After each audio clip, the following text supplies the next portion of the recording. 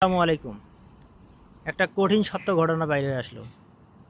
গত ৯ সেপ্টেম্বর ডাকসু নির্বাচনের ছাত্র শিবিরের পক্ষ থেকে সাদিক কায়েম পাশ করছে, আর অন্যদিকে ছাত্র দলের পক্ষ থেকে আবিদ হোসেন ফেল করছে। এটা তো আমরা সকলেই জানি।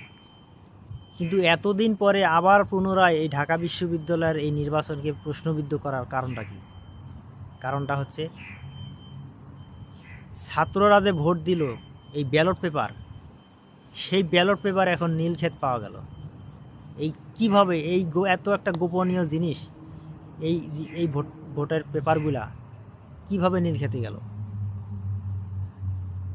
সেখানকার এক প্রেসের মালিক সে সরাসরি প্রকাশ করে দিয়েছে যে হ্যাঁ, আমার কাছ থেকেই এরা নিয়ে গেছে। আর এরা নিয়ে গেছে, আমার কাছে অর্ডার দিয়েছিল 48,000, 2 কপি করে।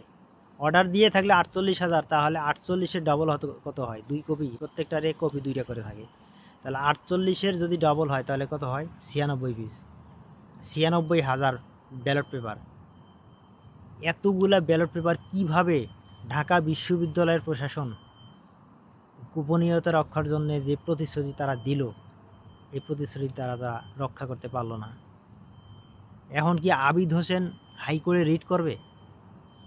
হাইকোর্টে যদি রিট করে, তাহলে হাইকোর্ট যদি আদেশ করে সত্যতা যাচাই করার, অলরেডি আমরা সত্যটা জানছি, সবাই জানছি। যারা অনেকেই অনলাইনে থাকে, অ্যাক্টিভ থাকে, তারা সবাই জানে। ফেসবুকে কিন্তু নিউজ 24-এ একটা প্রতিবেদন করছে গোপন সূত্রে। তারা এই প্রতিবেদনটা প্রচার করার পরেই ঢাকা বিশ্ববিদ্যালয় সহ বিভিন্ন দলের নেতাকর্মীরা সবাই জানছে, এবং দেশের সাধারণ জনগণও এই জিনিসটা জানছে। তা আমার প্রশ্ন হচ্ছে এইটা, ঢাকা বিশ্ববিদ্যালয়ে ভিপি পদে নির্বাচনের জন্যে সরাসরি জামাতের হাইকমান্ড থেকে যদি এই ফর্মুলা আসে, আগামী জাতীয় নির্বাচনে তারা কোন ফর্মুলায় কাজ করবে? আমরা সবাই জানি জামাত একটা বিশ্বস্ত দল। তারা যদি এই ধরনের কাজ করে, তাহলে তাদের উপরে মানুষ কিসের আশায় আস্থা রাখবে? আপনারা বলেন। এখন সারা দেশবাসী এই জিনিসটা নিয়ে আলোচনা করতেছে। আমরা যতটা ভালো মনে করতেছিলাম যে জামাত আসলেই মনে হয় অন্যরকম একটা দল, ভ্যারাইটিস দল, তাদের ভিতরে সব কিছুই আছে। এদের ভিতরে কিন্তু অনেক ধরনের গোপন তথ্য বের হয়ে আসতেছে। যেমন এক সাংবাদিক বলেছেন, বিএনপি এখনও টেম্পো স্ট্যান্ড, বাস স্ট্যান্ড, বাজার এগুলো দখল করা নিয়ে ব্যস্ত আছে, কিন্তু জামাত কিন্তু সেখানে বসে নাই।